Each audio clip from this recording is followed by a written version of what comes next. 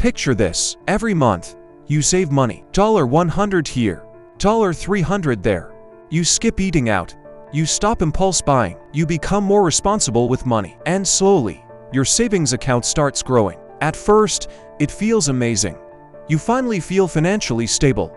But then something strange happens. Your savings stop changing your life. Because no matter how disciplined you become, your money still feels stuck. You open your banking app, see a few $1,000s sitting there, and realize it's barely growing. Meanwhile, you keep hearing people online talk about investing, stocks, index funds, compound growth, passive income. And suddenly you start wondering, wait, when am I actually supposed to start investing? Because here's the truth. Most people know how to save money. Very few people know how to turn saving into investing. And that's exactly where people stay stuck for years. They save money, but they never make the transition that actually builds wealth. So in this video, we're going to break down the exact step-by-step path to turn saving into investing. Even if you're starting from zero, even if investing still feels confusing, and even if you're scared of losing money. My name is Jack. If you want to become smarter with money without making things overly complicated, make sure to subscribe and give this video a thumbs up. Now let's start with something important. Saving money and investing money are not the same thing. They have completely different jobs. Saving is designed to protect your money. Investing is designed to grow your money. And confusing those two things is one of the biggest financial mistakes beginners make. Think about it like this. Saving money is like parking your car in a garage. It's safe, protected, stable. But investing is like putting that car on the road. Now it's moving somewhere. And movement is what creates growth. Let's look at a simple example. Imagine two people. Person A saves $500 every month into a savings account, earning 1% interest. Person B saves the same amount, but eventually starts investing it into low-cost index funds averaging around 8% annually. At first, their results look similar, but over time, the gap becomes massive. After 20 years, the saver might have around $132,000. The investor could have over $290,000. Same income, same monthly contribution, completely different outcome. And here's what most people don't realize. The hardest part isn't investing itself. It's making the transition emotionally. Because saving feels safe, investing feels uncertain. When your money sits in savings, nothing happens. No fluctuations, no scary headlines, no red numbers.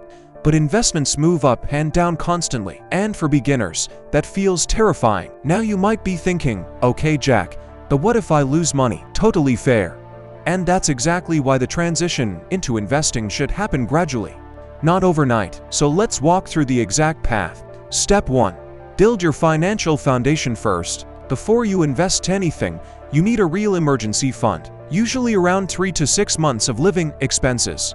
This money stays in cash, not invested, because emergencies are expensive. And the worst thing you can do is invest money you'll need next month. Your emergency fund creates stability, and stability creates confidence. Step 2. Keep saving, but change the purpose of your savings. This is where the mindset shift happens.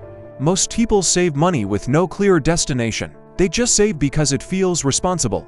The wealthy people often save with the intention to invest.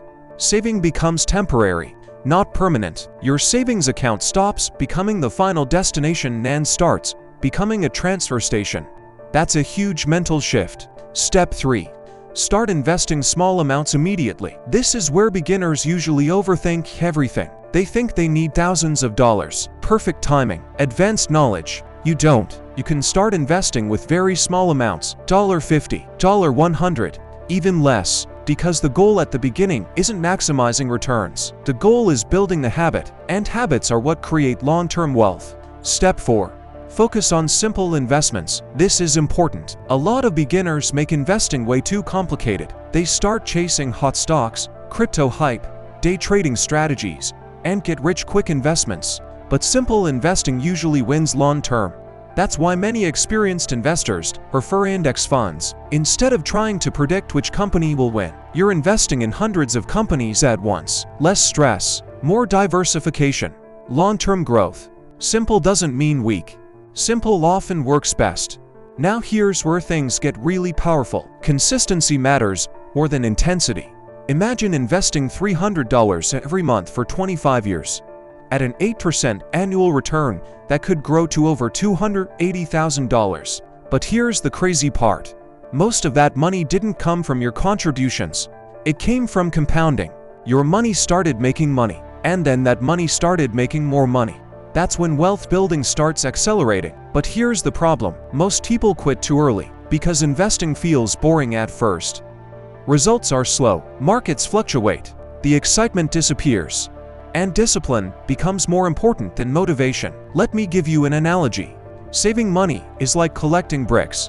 Investing is like building the house. You need savings first, but if the bricks just sit there forever, nothing gets built. Investing is what turns those bricks into something valuable. Now you might be wondering, but what if the market crashes right after I start investing?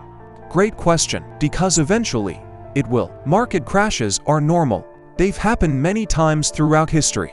But long-term investors understand something important. Market drops are temporary. Ownership is permanent. And when markets fall, consistent investors are actually buying assets at lower prices.